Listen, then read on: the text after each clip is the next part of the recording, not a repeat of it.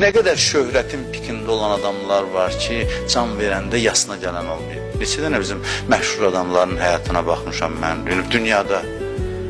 Yaxşı, zala girəndə hamı ayağa durub alqışlayırdı, can verəndə, ömrünün son günlərində evdə oturub tənha, müsahibə verəcək, qapını döyən yox. Belədir də bu, bunu əvvəldən bilərdi. İndi depressiyaya düşmüyorsun. Amma Arif can verəndə sevinç alındadır. Əvvəldən könül bağlamamışdı bura, şimdi depressiyaya düşür. Onun sevinci başqa yerdən idi. Cəmaatın alqışından deyildi ki, indi də qarğışından narahat olsun.